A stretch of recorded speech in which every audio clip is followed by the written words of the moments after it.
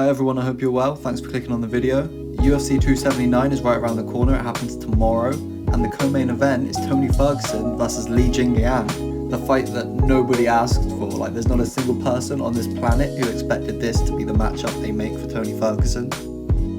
They announced that he was moving up to 170, and honestly, the Leech would not have been on my list of guys from the fight.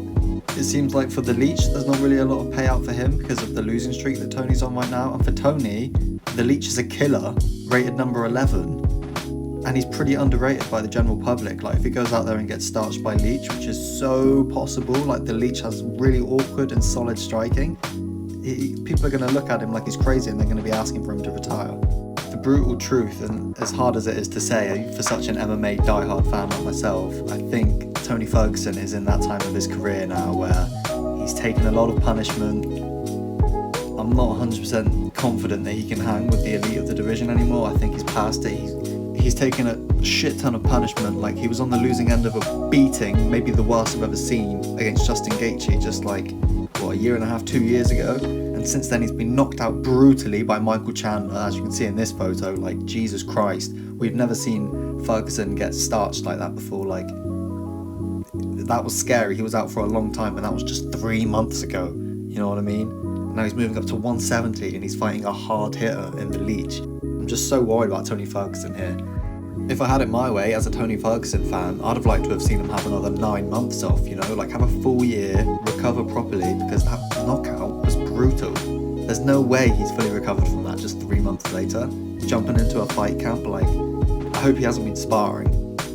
And besides the 2 brutal losses to Michael Chandler and Justin Gaethje, he also got dominated against Beneil Dariush and Charles Oliveira, which you can't hang your head in shame about or anything. Like I said, these are the elite of the division. Beneil Dariush is a killer. Again, also super underrated by the general public. People don't even know how much of a killer this guy is. He is a savage, an absolute assassin on the ground, and his stand-up's improving all the time. As for Charles Oliveira, I don't even... What was there to say about the guy? The champion has a name, right? His name is Charles Oliveira. The guy is an absolute killer from Brazil, from the slums. There is absolutely no shame in losing to Charles Oliveira, you know what I mean? The guy's a killer. You know, as unfortunate as it is, because Tony is fighting the elite in the division, after a while you need to start thinking, like, is the damage I'm taking in these fights worth it? If you're not truly a championship caliber fighter anymore, which is so sad to say about a man like Tony Ferguson, because he's been robbed on so many occasions, right? Like, he was the interim champion, he had it taken away from him, the belt, because he injured himself on a way to a conference, I believe, in a freak accident where he fell over and busted his knee, and they just took the belt away from him, you know what I mean? And he never really had that opportunity to fight for the belt. It's really kind of heartbreaking if you're a Tony Ferguson fan. But with all that being said, you can never count the man out. This is Tony Ferguson, right? Who knows? Maybe he steps in. Before he was knocked out by Michael Chandler, honestly, in that first round, I was feeling like, man, the Tony Ferguson of old is back. Like, he was looking slick on the feet. He was catching Chandler with some nice shots from weird angles like he used to do back in the day, you know? He was throwing elbows. If that version of Tony Ferguson is still there, I absolutely think he can go out there and put on a performance and get a W.